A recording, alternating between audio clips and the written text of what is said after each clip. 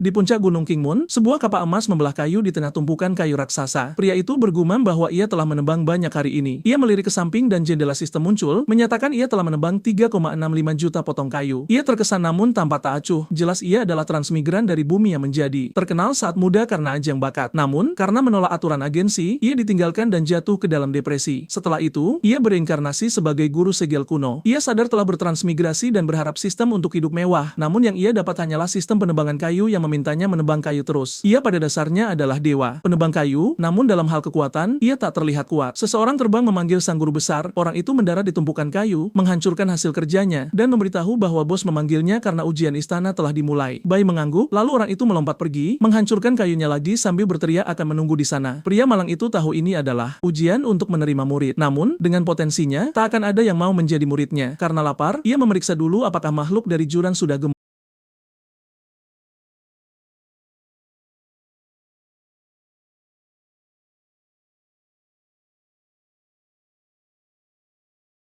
Posisi penting, jadi orang-orang marah, apalagi dia tidak menerima murid selama 10 tahun. Ia menoleh ke direktur dan ingin menghapus posisi milik BLN karena tak punya murid. Namun si Patua mengingatkan jangan lupa pemuda itu kehilangan seluruh kekuatannya saat melindungi akademi. Nama direktur itu adalah Legan Qi. Mereka terdiam sejenak, namun pelatih ilmu pedang berkata mereka tak bisa melupakan jasanya, tapi dia tak lagi diperlukan sebagai profesor. Yang lain menyarankan mencabut gelarnya dan membiarkannya tinggal di Gunung Qingmun. Orang-orang menyukai ide itu, menganggapnya rencana hebat. Lalu seseorang menyahut bahwa semua orang terlalu mengkhawatirkannya. Itu adalah Bai Luxin sendiri, yang berkata ia tersentuh oleh perhatian mereka. Hemi mendekat dan berkata dia terlalu menyakiti diri sendiri hanya untuk berburu ular kecil seperti itu. Bai menjelaskan makhluk ini punya kekuatan dan hampir membunuhnya. Orang-orang tertawa, menganggapnya bercanda bahwa ular sederhana bisa punya kekuatan. Namun, seorang gadis tampak cemas melihat sesuatu dari ular yang dibawa Belan. Aura merah terpancar darinya. Hing berkata ia terluka parah dan menawarkan pil penyembuh, menunjuk ke antrean murid sambil berkata jika ia mendapat satu, ia akan memberikannya. Namun ia mendekat dan berbisik jika dia tidak mendapat murid, dia harus melepas jabatannya. Pria kita mengabaikannya, berkata ia tak peduli dengan permainan ini dan kemungkinan besar tidak akan mendapat murid. Lagi pula, namun, pria itu berkata tak akan membiarkannya begitu saja. Ia menoleh ke direktur lagi dan meminta menghapus posisi pria itu karena dia lemah dan tak peduli pada murid. Menunjuk ke Ba, ia berkata orang itu harus kehilangan posisinya. Meski direktur merenung, yang lain setuju dia tak lagi layak di posisi itu. Dia lalu bertanya pada sang protagonis apa pendapatnya tentang itu. Ia menjawab itu bukan ide buruk, setidaknya dia tak perlu melakukan apa-apa. Ia hanya ingin tinggal di Gunung Qingmun. Namun jelas setelah kehilangan posisi, orang-orang akan mencoba merebut gunung itu. Direktur lalu mengumumkan karena Bai Luxin tidak menerima murid dalam 10 tahun terakhir dan karena dia sangat lemah, dia tidak lagi memenuhi syarat menjadi profesor. Tiba-tiba seseorang berteriak menyuruh tunggu. Semua menoleh melihat siapa itu, gadis yang sangat cantik. Dia berkata bersedia belajar segel kuno bersama Profesor B. Semua orang di sana mulai berteriak, menganggap itu sia-sia. Mereka bilang dia bahkan tidak paham apa yang dikatakannya. Bai Luxin adalah sampah yang tidak punya kemampuan mengajar apapun. Pria dari departemen pedang memberi tawaran bahwa jika dia bergabung, dia akan diberi posisi tertinggi. B turun dari gunung, tapi di bawah sini dia menemukan beberapa rintangan lagi. Gadis itu memegang lengannya dan memohon untuk diajari, tapi dia bilang ini terlalu mendadak dan menolak. Saat pria pedang marah karena ditolak, mereka berdua berdebat. Pria itu mulai berpikir mereka berdua bekerja sama dan hanya sebuah rencana agar dia meningkatkan tawaran. Ia menunjuk keduanya dan berkata rencana mereka sangat licik dan dia tidak sebodoh itu. Dia memberitahu direktur bahwa dia lebih suka Bai Luxin tetap bersama gadis itu. Gadis itu memegangnya dengan enggan, tapi pria malang itu tidak dalam suasana hati untuk ini. Ia bertanya mengapa gadis itu ingin menjadikannya guru padahal dia sangat lemah. Gadis cantik ini adalah kehidupan lainnya karena dia adalah reinkarnasi abadi. Di akhir kehidupan masa lalunya, dia memilih bereinkarnasi karena tidak mencapai kekuatan yang diinginkan. Dia tahu dengan kecantikan dan bakatnya, dia akan menerima setidaknya 80% sumber daya departemen pedang. Dia hanya tidak menyangka di menit terakhir akan menemukan guru sejati. Dia berkata dengan mata abadi miliknya, dia yakin ular itu hampir menjadi naga. Bahkan di puncak kekuatan masa lalunya, dia tidak yakin bisa menang melawan makhluk seperti itu. Jadi bagaimana pria tanpa kekuatan ini bisa menang? Si Patua terbatuk dan berkata akan membuat pengumuman sebelum Bai Lesan sempat bicara. Murid itu sudah resmi dipindahkan kepadanya. Pak Tua bilang dia sudah banyak membantunya. Bai marah, dia tidak ingin punya murid junior. Dengan itu pertemuan berakhir. Heming memuji protagonis dan yakin gadis itu akan berprestasi dalam ujian akademi 3 bulan lagi. Dia pergi sambil tertawa seperti orang bodoh dan Bai menganggap pria itu sudah gila. Bai menanyakan namanya dan dia menjawab Suyu. Pria malang itu berpikir andai tahu akan mendapat murid, dia tidak akan datang hari ini dan mereka pun pergi. Ia berpikir tidak banyak yang bisa dilakukan selain memberi sedikit tip karena semuanya tergantung bakat gadis itu. Kembali ke Gunung Kingmun, Shu mengamati tumpukan kayu dan heran mengapa dia membiarkan orang menghinanya padahal dia tampak kuat. Pria itu memanggilnya dan berkata ada beberapa hal yang harus diperjelas. Pertama, di Departemen Segel, tidak ada jadwal pelajaran karena semua tentang tekad pribadi. Kedua, dia tidak ingin tahu kemana atau apa yang gadis itu lakukan. Ketiga, seperti yang terlihat, dia tidak punya banyak sumber daya untuk meningkatkan kekuatannya, tapi dia tak perlu khawatir karena sebagai muridnya, dia tidak akan membiarkannya kelaparan. Dan keempat, dia belum tahu apa yang keempat, tapi apakah dia punya pertanyaan? Gadis itu bilang, tidak punya. Ia melemparkan dua buku dan menyuruhnya memperhatikan baik-baik. Yang pertama adalah buku teks segel kuno yang cukup sulit. Yang kedua adalah latihan untuk praktiknya, tapi dia harus santai dan tidak mencoba maju terlalu cepat. Dia tidak boleh malas karena sesekali ia akan memeriksa kemajuannya. Shu berterima kasih dan akan mengingat semua itu. Ia menunjuk ke samping, berkata dia bisa memilih kamar manapun yang ingin ditempati. Melihat rumah yang bobrok, dia mulai ragu apakah pilihannya benar. Pria itu pergi memasak ular sementara Shu berpikir dia harus bertahan demi menjadi kuat. Tangan pemuda itu seperti pisau, ia membelah ular jadi dua dan menusuknya. Ia menyalakan api dengan jari dan mulai memanggang. Dari dalam salah satu rumah, Shu mencium aroma lezat. Dia membuka jendela dan melihat sang guru sedang menggoreng seekor naga utuh. Jenis daging yang biasanya hanya diberikan kepada para leluhur, tapi di sana dia, bajingan itu, hanya menggoreng dan memakannya begitu saja, bahkan tidak ditepung. Apakah kau sudah ngiler? Meski telah hidup lebih dari 1000 tahun, dia belum pernah makan daging naga. Jadi dia memanggilnya dan bilang dia sedikit lapar. Tidak bisakah minta sedikit daging? Tidak, jelas dia menolak. Gadis malang itu malu, dia tidak pernah membayangkan akan menderita penghinaan demi makanan. Dia memasang wajah menangis tapi berkata itu tidak akan berguna. Dengan itu dia berbalik, menganggap gurunya sangat pelit, tapi sang guru menyuruhnya menunggu. Dia berbalik menanyakan apakah boleh makan sedikit sekarang. Pria itu mengambil ranting kecil dan mencuil sepotong sangat kecil untuknya, bahkan bukan untuk dimakan tapi hanya dijilat. Dia mendekat dengan agak marah tapi penasaran untuk mencobanya. Pria itu berkata dia tidak suka dipanggil pelit, dan saat gadis itu mencicipinya, dia mengerti alasannya. Dia meringis namun kemudian terkejut, jumlah energi dalam sepotong daging naga itu terlalu besar untuknya. Dia langsung sadar tidak akan sanggup jika benar-benar makan potongan besar, tubuhnya bisa hancur. Dia pun berterima kasih atas kemurahan hati sang guru. Ia menasihati bahwa jilatan kecil sehari sudah lebih dari cukup dan dia akan mengingatnya. Malam pun tiba, dan di gerbang gunung beberapa pria bersiap menyerbu. Mereka datang untuk mencuri kuda Tuan Ba. Mereka melompati tembok dan salah satunya bertanya apakah mereka berdua cukup. Pria itu menunjukkan botol, berkata itu racun yang bisa membuatmu mabuk selama 1000 tahun. Lalu dia menyuruh mereka diam. Ba lewat membawa jerami, ia melemparkannya untuk dimakan si kuda. Teringat betapa kecilnya kuda itu saat ditemukan. Kuda itu mendekat manja dan mendusel sementara dia mengucapkan selamat malam. Ia lalu pergi dan memadamkan lilin, namun para penyusup yakin akan berhasil. Di depan kuda itu, mereka bilang hewan ini seharusnya milik Departemen Binatang Ganas. Beberapa menit sebelumnya, Shu sedang mempelajari buku-buku pemberian gurunya. Tiba-tiba dia menutupnya dan heran siapa yang cukup berani datang ke sana tengah malam. Dia keluar kamar berniat memberi mereka pelajaran. Pria itu sedang menuangkan racun ke air kuda, berencana membuatnya mabuk agar mudah dibawa. Saat Shu muncul menanyakan apa yang mereka lakukan di sana. Para pria itu mengenalinya sebagai gadis gila yang meninggalkan Departemen Pedang demi Belushin. Mereka bilang ini bukan urusannya dan dia harus kembali tidur. Namun dia memperingatkan untuk tidak mencuri apapun dari sang guru selama dia ada di sana. Pria itu memutuskan untuk bertindak kasar dan bergerak ke arahnya. Si bajingan datang dengan lidah terjulur, berkata, jangan salahkan di atas ini, tapi gadis itu hanya dia mengamati. Begitu pria itu mencoba mencengkeramnya, dia menghindar. Dia melayangkan kakinya dan menghantam dagu pria itu dengan kekuatan yang bahkan membuatku terperangah. Pria malang itu terlempar ke tanah. Temannya membantu bertanya apakah dia baik-baik saja. Pria itu meludah darah, berkata gadis itu lebih kuat dari bayangannya. Dia memanggil aura bola naga dan menyuruh temannya membantu, karena mereka akan mengurusnya sekarang. Dia bergerak dengan tangan berapi, tapi sekarang Shu juga merangsek maju. Sampah itu menyerang dengan teknik api, dia membalas dengan tendangan yang menghantam tulang rusuknya. Pria itu berguling seperti sampah dan berakhir mengenaskan. Shu terus menyerang, jelas sangat kuat dan berbahaya. Pria itu mulai mencabut pedangnya, berkata akan menyelesaikan ini. Sementara itu, Belushin sedang tidur. Dengan tenang, dia terbangun dan melihat semua yang terjadi di luar. Namun karena sangat lelah, dia memutuskan mengabaikannya. Pusaran energi menyelimuti gunung, Shu mengalahkan pria itu dengan satu pukulan sederhana. Dia menyadari bahwa kubah energi itu mengisolasi suara di area tersebut, lalu merasa senang karena sepertinya sang guru juga tidak ingin membiarkan mereka kabur. Sekarang para pria malang itu ketakutan setengah mati. Di malam yang sama, master dari Departemen Binatang Ganas sangat marah. Kedua muridnya datang melapor bahwa murid baru BLN sangat kuat. Sang master memberi mereka ramuan pemulihan. Mereka berterima kasih dan dia berjanji akan mengurusnya. Dia lalu memanggil semua anggota Departemen Binatang Ganas ke Gunung Kingmun. Mereka akan menuntut keadilan. Namun di tengah jalan, seorang pria berkata mereka harus menunggu. Mereka harus ingat Belushin masih seorang instruktur dan merekalah yang memulai masalah ini. Sang master berkata tidak peduli karena kuda itu milik mereka. Pria itu menyarankan melihat dari sisi lain, menasihati bahwa hal terbaik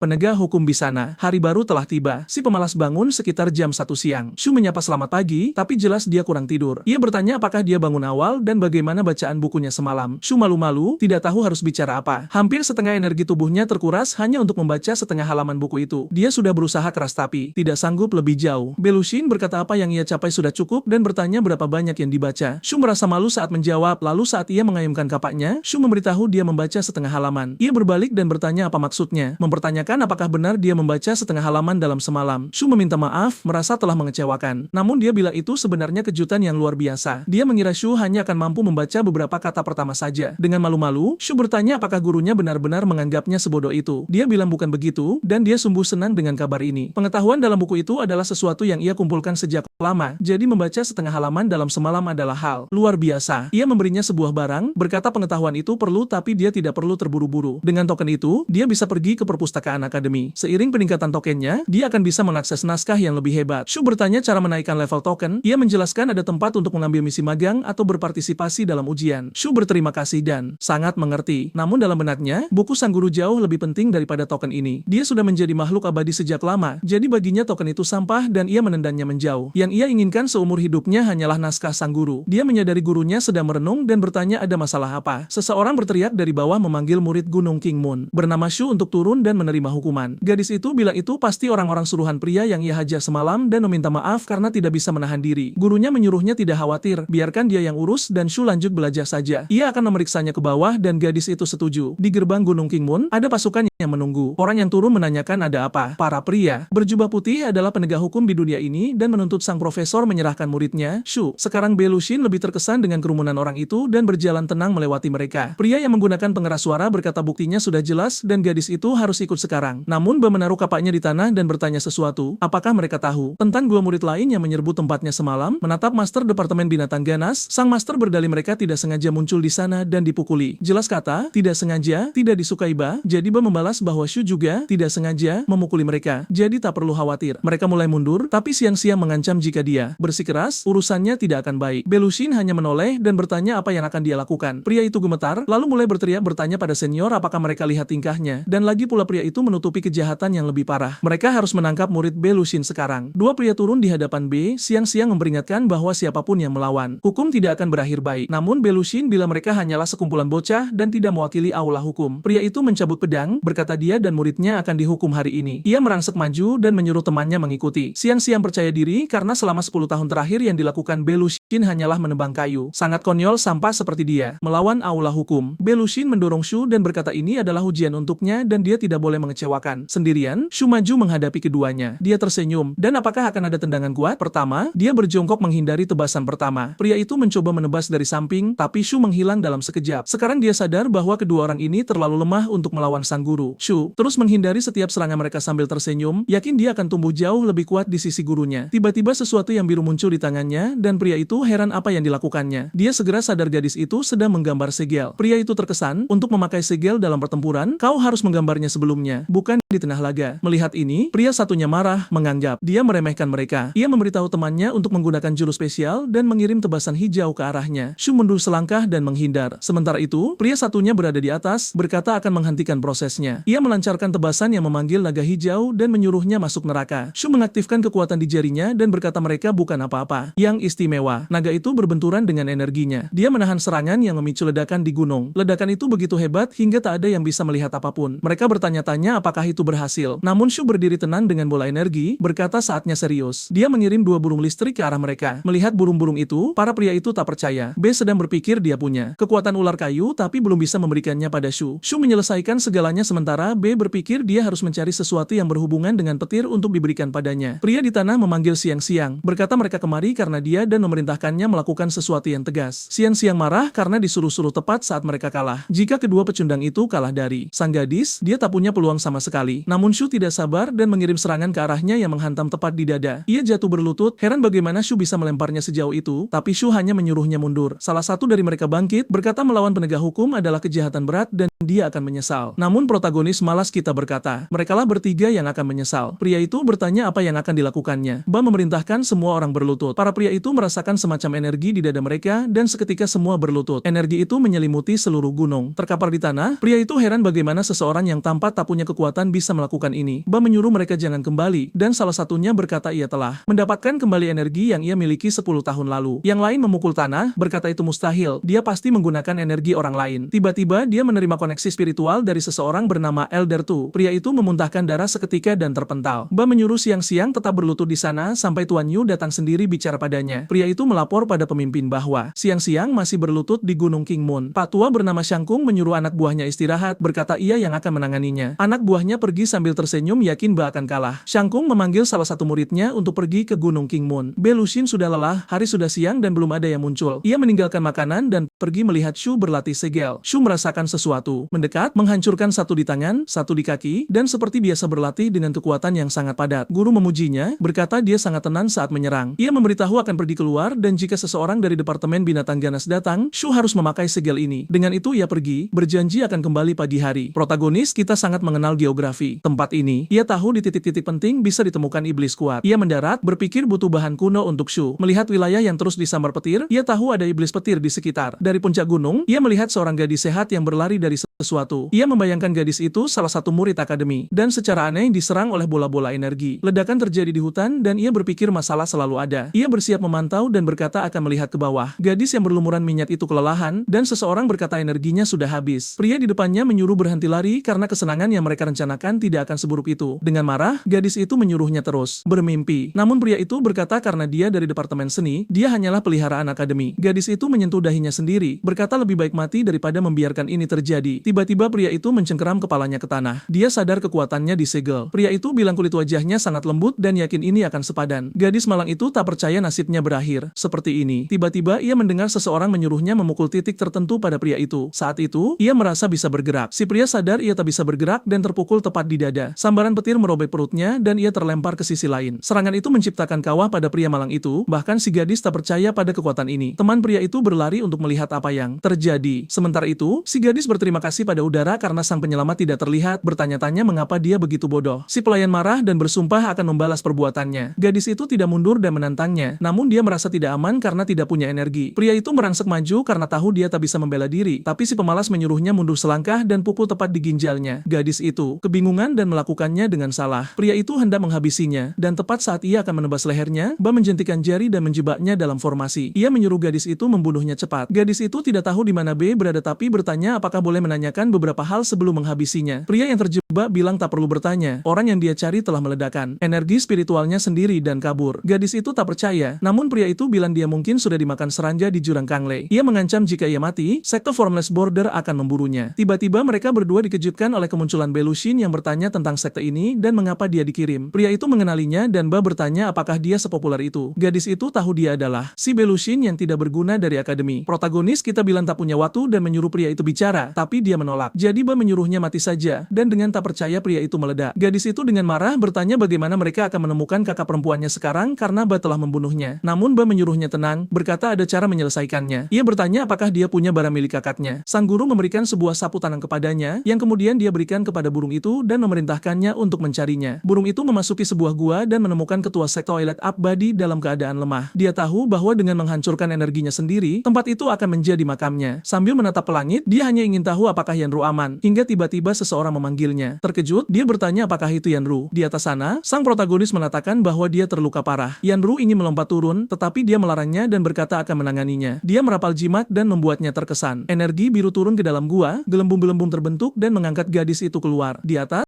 mereka saling berpelukan, bahagia bisa bersatu kembali. Setelah berterima kasih pada Luxin, dia mengambil mutiara dari kalungnya dan memintanya untuk menggunakannya demi pemulihan. Itu adalah hadiah yang dia dapatkan dari orang bodoh di Departemen Pedang. Dia mencoba menolak, namun Luxin menegaskan bahwa kesembuhannya lebih penting. Sang guru ragu, tetapi muridnya mewakili untuk menerimanya. Dengan sedikit paksaan, dia membantunya menelan mutiara itu. Begitu dimakan, energi hijau menyelimutinya dan dia menyadari luka-lukanya mulai sembuh. Dia berterima kasih dan merasa berhutang budi, namun Bai berkata bahwa dengan kekuatannya, dia tidak seharusnya seharusnya berada di sana. Mengapa mereka ada di jurang Kanglei? Mereka saling pandang dalam diam. Sementara itu, Xiu baru saja selesai membaca halaman pertama dan merasa lelah. Dia berniat untuk tidur saat dia menyadari seseorang datang untuk membuat masalah lagi. Sebuah formasi melintas di langit, Shen Ke muncul dan menyatakan akan memberikan hukuman yang pantas. Saat Bai sedang menceramahi mereka berdua tentang bahayanya tempat itu, sang guru menjelaskan bahwa dia sedang mencari bahan-bahan namun tersesat. Akan tetapi, Bai Lucian tidak percaya dengan alasan tersesat tersebut. Dia menjelaskan bahwa dia sedang memburu seekor Snow Cicada yang juga diincar oleh orang-orang dari sekte Fight. Bai merasa aneh mereka memburu hal seperti itu, namun dia membayangkan pastilah itu seekor serangga yang sangat kuat dan berharga. Xiu bertanya apa yang akan dia lakukan, dan dia menjawab akan memburu serangga itu karena memiliki atribut listrik. Dia pergi setelah menyuruh mereka berlatih, membuat mereka iri karena muridnya sangat beruntung. Sementara itu di sebuah gunung, Shen Kang berteriak memanggil Bai Lucian untuk keluar. Xiu melangkah keluar dan menyapanya, namun memberitahu bahwa Bai Lucian tidak ada. Shen Kang memerintahkannya untuk berlutut, tetapi dia menjawab bahwa dia bukanlah kerabat maupun gurunya. Jadi mengapa dia harus melakukannya? Shen Kong berkata bahwa sebagai tetua, dia harus berlutut, atau mungkin gurunya yang cacat itu tidak mengajarinya. Mulai kesal, dia membalas bahwa tidak ada aturan seperti itu di sini. Gurunya tidak cacat dan dia harus menjaga bicaranya. Sang wakil presiden marah dan bertanya beraninya dia menceramahinya. Dia mengulurkan tangan dan menyuruhnya berlutut saat telapak energi melesat ke arah gadis itu, menghancurkan tanah di sekitarnya. Namun dia bertahan dengan auranya meski darah keluar dari mata dan mulutnya. Dia menyatakan tidak melakukan kesalahan sehingga tidak akan berlutut. Terkesan oleh keberaniannya, si tua itu ingin melihat sejauh mana dia bisa bertahan dan mengirimkan bertubi-tubi serangan telapak energi. Namun dia bingung. Di bawah sana, gadis itu memancarkan aura luar biasa. Dia menderita namun tetap terlihat kuat dan menawan. Si tua menyadari bahwa dia membakar energinya sendiri hanya untuk menghindari berlutut, benar-benar gila. Karena hal ini, mereka harus menyingkirkannya. Dia menunjuk ke arah muridnya di sampingnya dan menyuruhnya untuk membunuhnya. Namun pemuda itu ragu. Sang tetua bertanya mengapa dia menolak perintah, tapi dia merasa kesalahannya tidak pantas dihukum mati. Xiu tersenyum dan berkata setidaknya orang tua itu punya murid yang waras. Pemuda itu mendekat dan berkata bahwa gurunya sangat menghargai reputasi. Jika dia mau berlutut semua akan selesai, dan tidak sepadan kehilangan nyawa demi keangkuhan. Xiu membalas bahwa dia tidak menyangka sekte terkuat punya guru yang tidak berharga. Pemuda itu menghunus pedang dan bertanya mengapa. Dia mempersulit keadaan. Sambil tersenyum, dia berkata sedang tidak ingin bicara omong kosong dan menantangnya jika ingin dia mati. Pemuda itu mengangkat tangan ke langit dan meminta maaf, sementara Xiu menyiapkan sesuatu di belakangnya, berpikir bahwa dialah yang akan meminta maaf. Tiba-tiba, seekor kuda muncul di samping pemuda itu dan menyeruduknya hingga dia terpental ke dinding. Pemuda malang itu hancur, dan ini bukan bagian dari rencana Xiu, bahkan dia pun terkejut. Shen Kong berkata sekarang jelas mengapa semua orang menginginkan kuda itu. Binatang itu memiliki aura ungu yang lebih kuat dari siapapun dan berdiri melindungi Xiu. Sang ketua menciptakan tali dari aura dan menyuruh kuda itu diam di sudut, sambil berkata bahwa lebih baik bersiap karena sekarang giliran mereka. Dia mulai menarik Blakie sementara Xiu memanggilnya. Kuda itu menghentakkan kaki dan berhadapan dengan sang tetua. Dia menyebutnya hewan bodoh dan menyuruhnya mati, lalu memukulnya begitu keras hingga kuda itu terbatuk dan intinya hancur. Dengan air mata di matanya, Xiu menyaksikan Blakie yang malang terkapar di tanah. Makhluk itu memiliki lubang di perutnya. Xiu dengan tidak percaya mengumpat bahwa orang tua itu adalah sampah manusia yang akan membayar 100 kali lipat. Sang ketua turun dari langit dan mendekatinya, mengatakan ini hari terakhirnya. Xiu mengambil kesempatan dan mengaktifkan spesialisasi Very Well-nya secara langsung. Dia tahu harus mengakhirinya dengan serangan ini dan melancarkan Stellar Slash. Serangan itu mengenai sang guru tepat di lehernya, namun dia telah menyiapkan harta pelindung. Dia tidak mati, tetapi menyadari betapa berbahayanya gadis itu. Kelelahan, Xiu merasa kekuatannya habis. Si tua itu mencambuk dan menangkapnya, menyeret lehernya hingga tercekik. Xiu meratap bahwa gurunya tidak akan membiarkannya hidup, tetapi orang tua itu tersenyum dan berkata dia memang di sini untuk membunuh Bai Lucian. Tiba-tiba Blakie bangkit namun terjatuh lagi. Xiu menyuruhnya jangan memaksakan diri. Saat Xiu terus memanggil gurunya, dia teringat jimat yang diberikan kepadanya dan segera menempelkannya ke lengan orang tua itu. Dia tertawa mengejek kertas tersebut, namun segel unik itu aktif dan menciptakan pusaran angin di lengannya. Begitu jimat itu meledak, dia terlempar ke belakang dan melepaskan Xiu. Di depan gadis itu, seekor burung spiritual muncul. Shen Kong baru saja akan bertanya apa itu ketika burung itu sudah berada di belakangnya. Dia tidak bisa bereaksi saat makhluk itu mengangkat sayapnya dan meledakkan seluruh area. Di pusat ledakan itu, tangannya hancur bersama jimat yang rusak. Muridnya mendekat untuk menanyakan keadaannya, namun sang guru sudah babak belur. Sang murid segera memapahnya untuk segera diobati, namun sang guru menelan pil pemulihan dan bersumpah akan menghabisi gadis itu. Auranya meningkat, dia tidak sudi kalah dari seorang bocah. Dia melompat ke arah Xiu dan menyatakan bahwa ajalnya telah tiba. Menghadapinya, dia merasa ini mungkin akhir dari kehidupan keduanya. Namun dia heran mengapa gurunya begitu lama. Tiba-tiba Shen Kong terpaku dengan aura berapi-api di depannya. Tangannya tertahan oleh sesuatu yang tidak bisa dia lepaskan. Itu adalah ilusi yang diciptakan Bai Lucian saat dia sedang mengobati Xiu. Sambil mengangkat tangan, dia berkata bahwa orang orang tua itu sudah biasa menyerang seorang murid saat gurunya tidak ada. Tuaning itu meremukkan kepala pria itu dan menyebutnya menjijikan. Pria itu hancur berkeping-keping hingga menjadi genangan darah di tanah. Dia heran bagaimana mungkin salah satu dari 5 orang terkuat di akademi bisa dihancurkan oleh pria cacat ini. Murid di sampingnya melihat kehancuran itu dan berlari memohon agar Bai berhenti. Namun Bai memanggil lonceng emas yang mengurung pemuda itu di dalamnya. Dia hanya bisa menyaksikan gurunya dihancurkan. Shen Kong disembuhkan lalu dipukuli lagi seketika. Jelas ini adalah upaya untuk mempermalukannya. Ledakan terus terjadi di pegunungan sekitar. Setelah beberapa lama, pemuda itu jatuh keluar dari lonceng. Tuaning itu datang dan mengumumkan bahwa demi menghindari kehancuran akademi hari ini, dia akan mengampuni nyawa si tua itu. Dia melemparkan sebuah pil dan menyuruh mereka pergi sekarang. Orang tua yang kala itu meminta pil regenerasi, sang murid memberikannya satu. Segera setelah memakannya, dia sembuh. Dia berdalih hanya kalah dari si cacat karena lengah dan meminta barang lain kepada muridnya. Sementara itu, Xiu meminta maaf karena tidak bisa melindungi sekte, bahkan kuda itu terluka karenanya. Bai berkata tidak apa-apa dan ingin memulihkan tubuhnya. Tiba-tiba dari cincin spasialnya, pria tua itu mengeluarkan griffin raksasa dan melemparkannya ke arah Bai Lucian agar dia mati. Namun dari kantong di pinggang Bai, sesuatu dengan mata listrik menatap griffin itu hingga seketika. Ketakutan dan terbang menjauh. Sang tetua menyuruhnya kembali, namun tiba-tiba gadis-gadis dari sekte toilet Badi tiba. Bai meminta mereka menjaga muridnya. Dia berkata selama bertahun-tahun dia tinggal di puncak ini tanpa mengganggu siapapun, namun mereka berani melukai muridnya. Orang tua itu melihat Bai telah mengaktifkan kutukan pelebur darah dan bertanya apakah dia sudah gila. Dia mencoba kabur karena tahu kutukan itu akan mengubahnya jadi genangan darah. Namun saat itu cloning Bai sudah berada di sampingnya. Dengan satu pukulan telak wajah, dia terlempar kembali ke sekte. Dia terbaring hancur di tanah, memohon agar tidak dibunuh dan memperingatkan bahwa Bai Lucian akan diadili jika melakukan itu. Namun, Bai menjawab bahwa di sini dia alasan hakim dan melemparkan segel kutukan darah kepadanya. Dari energi hitam, berbagai jiwa muncul dan menyeret orang tua itu. Si pemalas itu datang terlambat karena menunggu segel yang berfungsi sebagai sinyal aktif. Pemuda itu terdiam melihat gurunya berubah menjadi gumpalan darah. Bai menjentikan jarinya dan yang tersisa hanyalah residu yang memadat. Gadis-gadis itu merasa jijik dan menganggap sang guru sangat kejam. Pemuda itu berlutut dan Bai berkata dia tidak ingin melakukannya tapi pria itu memaksanya. Bai menyilangkan jarinya dan sesuatu direnggut dari pemuda itu. Dia kehilangan rambut yang telah ditumbuhkannya selama 7 tahun. Bai pergi seraya berkata ini adalah pelajaran baginya dan bahwa sebaiknya orang yang berlutut di gerbang itu disingkirkan. Bai pun berbicara dengan muridnya sambil diawasi. Mereka menyarankan agar sebaiknya pergi agar tidak terlalu terlibat. Mereka berterima kasih atas bantuannya dan Bai mempersilahkan mereka datang kapan saja. Namun Xiu berpikir mereka akan sering datang. Sekali lagi Bai menjentikan jarinya dan seekor burung berdarah tampak mengawasi mereka. Bai Lucian menatapnya dan menghancurkan burung itu di langit. Xiu bertanya apa itu dan dia memperingatkan bahwa ada yang mengintai. Di sebuah gua, seorang pria tua menangis karena Bai Lucian tidak menyisakan sehelai rambut pun pada keponakannya. Dia menyuruh pemuda di belakangnya untuk bertindak pada ujian berikutnya. Pemuda itu paham. Dia adalah kepala Departemen Penegak Hukum. Sementara itu, Bai Lucian memberitahu Xiu bahwa dia membawa sesuatu untuknya. Makhluk putih raksasa muncul dan dia berkata itu adalah Snow Cicada dalam bentuk larva. Dia bercerita bahwa awalnya dia mencari katalis namun beruntung menemukan ini. Xiu terkesan karena makhluk yang sangat kuat itu sangat jinak di hadapannya. Bai mengelusnya dan berkata makhluk ini memiliki kekuatan listrik yang akan membantu saat kontrak terbentuk. Xiu merasa emosional karena di kehidupan sebelumnya dia tidak pernah memiliki hal seperti ini. Dia berterima kasih kepada gurunya. Bai berharap dia bisa lulus ujian akademi dengan baik dan dia meyakinkannya untuk tidak khawatir. Bai berkata ujian itu akan mudah jika dia membawa makhluk ini. Xiu bertanya apakah boleh membawanya ke ujian dan Bai menjawab ya setelah mengurangi kekuatannya ke batas wajar. Xiu takut serangga itu akan menolak, namun Bai mengaktifkan kekuatannya dan berkata ini mungkin sedikit sakit. Serangga itu pun membentuk kepompong di sekelilingnya saat itu. Xiu menyadari kekuatan makhluk itu justru meningkat. Kepompong itu terbentuk sempurna dan Bai berkata sudah selesai. Secara perlahan kepompong itu terbuka dan sesuatu muncul. Gadis itu terharu. Seekor serangga muncul dengan daya tempur yang meluap-luap. Serangga itu memperkenalkan diri sebagai Icelan dan berharap bisa berteman baik dengan Xiu. Xiu sangat gemas dengan keimutan Icelan, tak menyangka seekor iblis bisa selucu itu. Icelan bertanya apakah dia pernah bertemu iblis kuat lainnya, membuat Xiu sadar dia hampir membocorkan rahasia. Dia pun mengarang cerita tentang makhluk lain. Dia melirik Bai untuk melihat apakah dia memperhatikan, namun Bai lebih tertarik pada sistemnya. Namun, ada sesuatu yang tidak beres. Dia menyuruh Icelan membantu gadis itu, yang langsung menyanggupinya. Karena sudah larut, dia pamit tidur dan Icelan yang manis mendoakannya selamat malam. Dia memikirkan tentang orang-orang sekte yang mencari giok yang dijaga serangga itu. Tiba-tiba sistem muncul dan memberinya misi untuk muridnya untuk menjadi juara pertama dalam kompetisi. Dia terkesan dan mengira sistem itu hanyalah komputer kayu yang bodoh. Sistem itu marah dan menanyakan apakah dia akan menerima misi tersebut. Dia akhirnya menerima misi itu meski menyayangkan hadiahnya hanya berguna bagi Xiu. Di tengah malam saat Bai tertidur, seorang gadis yang terperangkap di dalam giok muncul. Dia berkata sayangnya itu belum cukup, tapi dia sangat ingin menemuinya lagi. 5 hari kemudian, seseorang sedang berpesta barbecue. Orang-orang yang lewat terkesan oleh aromanya dan tentu saja itu itu adalah Bai. Qiming bertanya apa yang dia lakukan, dan dia menjawab sedang memasak burung liar yang tiba-tiba muncul lalu dibunuhnya. Namun, Qiming marah karena itu adalah pintu masuk area ujian. Semua orang memuji aromanya yang lezat. Bai terus memanggang sementara pria itu menyuruh semua orang segera masuk ujian. Dia melewati Bai dan berkata dia tidak pantas menjadi instruktur. Instruktur Departemen Binatang mengira pemimpin mereka tidak ada karena sedang berlatih. Seorang pria berambut pendek memperhatikan Siyu dengan icelan di kepalanya. Dia berkomentar bahwa bakatnya tidak buruk, sayang sekali dia berafiliasi dengan orang brengsek. Dia mencoba merayunya namun diabaikan sepenuhnya. Siyu berlari ke arah Bai Lucian sambil meneteskan liur dan mengemis makanan. Seperti biasa, dia terus memohon namun Bai menolak karena kandungan energi spiritualnya terlalu tinggi. Pria tadi pun sangat marah karena ditolak. Seseorang menepuk bahunya, dia adalah kepala Departemen Penghancuran yang menasihatinya jangan tersesat karena wanita. Lalu seseorang berteriak karena Departemen Seni telah tiba. Kedua gadis itu sudah terlihat sangat kuat, namun instrukturnya benar-benar luar biasa dalam hal kekuatan. Sekarang pria berotot itu berubah pikiran dan berkata sebuah kebetulan bertemu di sana. Namun dia juga mengabaikannya dan pergi menemui Bai untuk berterima kasih karena telah menyelamatkan muridnya. Bai berpura-pura tidak tahu apa-apa. Dia memperkenalkan Siyu kepadanya yang merasa sedikit iri dengan potensi gadis itu. Namun kini para pria yang ditolak itu semakin marah. Lalu seseorang berseru agar semua tenang. Itu adalah orang tua yang akan mengumumkan misi bahwa semuanya akan berlangsung di alam rahasia. Batas waktunya 2 hari dan peringkat ditentukan oleh poin yang dikumpulkan. Selain berburu harta dan membunuh makhluk, mereka bisa mencuri poin lawan. Namun, dilarang keras membahayakan nyawa peserta lain, dan hanya itu yang diumumkan sebelum ujian dimulai. Peserta mulai mengirim murid mereka. Siyu berkata dia juga akan berangkat, namun melihat Moon Xuan menempel pada Bai, dia jadi malas. Moon berbisik di telinga Bai apakah dia tidak khawatir, dan dengan tatapan tajam, Bai berkata dia yakin muridnya punya potensi besar. Siyu pun pergi dengan tekad kuat. Di dalam malam itu, seorang pria berlari ketakutan, merasa heran mengapa Departemen Jimat yang dianggap sampah bisa begitu kuat. Satu persatu dikalahkan dan memohon bantuan, sementara Siyu mencuri jimat semua orang. Masalahnya, dia masih di peringkat 47 meski sudah mengeliminasi 6 orang. Dia kesal dan meremas Icelan sambil menyuruhnya mengatakan sesuatu. Icelan memohon jangan diremas dan berkata bahwa Bai menyuruhnya berpura-pura jadi roh biasa. Siyu mengerti, namun ada jimat di punggungnya. Seseorang memegang katak dan 2 pria berkerudung berkata telah menemukannya. Sementara itu di akademi, semua orang menyaksikan pertarungan itu dan kagum melihat Siyu menghabisi semua orang. Bertanya-tanya mengapa dia begitu kuat. Moon bertanya pada Bai apakah dia tidak takut muridnya bertindak sombong, dan dia menjawab hanya orang lemah yang takut akan hal itu. Moon berkata dia tidak berubah, masih Bai Lucian yang sama yang menyelamatkan dunia 10 tahun lalu. Bai berkata dia hanya berhayal. Tiba-tiba seseorang membunyikan lonceng dan layar yang menampilkan gambar berhenti berfungsi. Para tetua berusaha mencari tahu apa yang terjadi, namun seorang pemuda memperingatkan adanya masalah dengan kekuatan spiritual. Yang lain masuk untuk membantu dan melihat situasi, dan sesuatu masuk ke sana. Itu adalah roh Bai yang berkata rupanya masih ada yang belum menyerah. Di dalam, Siyu bertarung melawan musuh yang sangat berbahaya. 2 orang dari balai pemuatan berkata dia telah menyinggung orang yang salah, namun Siyu tidak mundur dan berkata mereka tidak bisa berbuat semena-mena. Seorang pria bernama Lucio mengirim tebasan pedang ungu, dan cahaya pelindung Siyu terbelah dengan mudah. Terkepung, dia tahu dia tidak memiliki cukup kekuatan untuk mengalahkan mereka namun juga tidak bisa melarikan diri. Dia meminta bantuan Icelan agar tidak kehilangan kekuatannya lagi. Seketika, gadis dari balai penguatan terkena ledakan energi. Lucio mencoba melindungi diri, namun pedangnya hancur oleh napas dari serangga itu yang muncul dengan kekuatan terlarang yang luar biasa. Mereka menyadari kekuatannya dan diperingatkan untuk pergi atau mati. Akhirnya semua mundur. Syukurlah Icelan kembali ke wujud semula. Siyu menunjuk ke suatu arah untuk mencari harta karun. Gadis dari balai pemuatan itu terpaku di tempat. Rupanya dia mencoba membebaskannya karena butuh bantuannya. Namun kemudian, dia merasakan sesuatu. Seseorang berkata bahwa orang-orang dari balai penguatan telah mencoba membunuh peserta lain. Itu adalah cloning Bai yang berkata mereka harus bersiap menuju kehidupan selanjutnya. Di langit, mata raksasa yang cacat mengawasi segalanya. Bai berkata karena merekalah dia harus bertindak kejam. Dia menggunakan jimat yang menyerang siapapun yang mengendalikannya. Pria di dalam gua itu langsung memuntahkan darah. Pengikutnya mencoba membantu dan bertanya apa yang terjadi. Si bodoh itu bertanya-tanya seberapa banyak kekuatan Bai Lucian yang telah pulih. Di dalam gua harta, Siyu dan Icelan tersesat. Siyu dimarahi karena tidak tahu arah. Namun saat dia ingin mengadu, Icelan harus menggunakan kekuatannya untuk membekukan beberapa makhluk di belakang mereka dan memperingatkannya agar lebih hati-hati. Meski terlihat lemah, makhluk itu bisa menguras energinya. Siyu pun menyadari jika ada makhluk berenergi tinggi, berarti ada harta di dekatnya. Dia menghancurkan penghalang dan menemukan gerbang harta karun. Siyu sempat ragu dan berpikir untuk kembali. Namun Icelan berkata tidak ada yang perlu dikhawatirkan dan menyerang pintu itu hingga meledak. Sekarang mereka hanya perlu masuk, namun ternyata pintu itu tidak bergeming. Icelan marah dan ingin menunjukkan kekuatan aslinya dengan serangan bertubi-tubi hingga kelelahan, namun pintu itu tetap utuh. Dia terus memukulnya hingga Siyu melihat tempat untuk meletakkan tangan. Begitu disentuh, pintu itu terbuka. Icelan bingung namun masuk dengan semangat untuk mencari harta sempurna. Di sisi lain, Siyu merasa tempat itu tidak asing. Icelan mendekati makhluk dengan aura ungu dan berkata itu mungkin mekanisme warisan. Saat itulah Siyu memahami segalanya. Dia teringat energi iblis dari kehidupan masa lalunya, itu adalah segel yang dia ciptakan sendiri. Dia melarang Icelan melakukannya, namun terlambat, Icelan sudah menebasnya dengan pedang. Patung ungu itu retak dan batu nisan meledak. Seluruh alam rahasia mulai tertutup energi ungu. Di hutan, tanaman merambat aneh mulai tumbuh dan para pengamat menyadari ada sesuatu yang tidak beres, mengatakan bahwa dari energi itu muncul seorang kaisar iblis. Semua orang berlarian heran mengapa ada sosok sekuat itu di area pelatihan. Sang ketua menyuruh semua orang tenang, lalu seorang ketua muncul di layar meminta penjelasan. Begitu mendapat informasi, dia mengirim pasukan untuk menyerang dan menyelesaikan masalah. Semua orang menyerbu pulau itu. Di dalam, murid-murid Departemen Oilet berusaha melawan tanaman merambat, bahkan Master Moon ikut membantu. Bai muncul dan bertanya apakah mereka melihat muridnya, namun Himing meminta maaf karena tidak melihatnya. Mereka menyadari sebagian besar murid telah diteleportasi, artinya Siyu masih terjebak di dalam.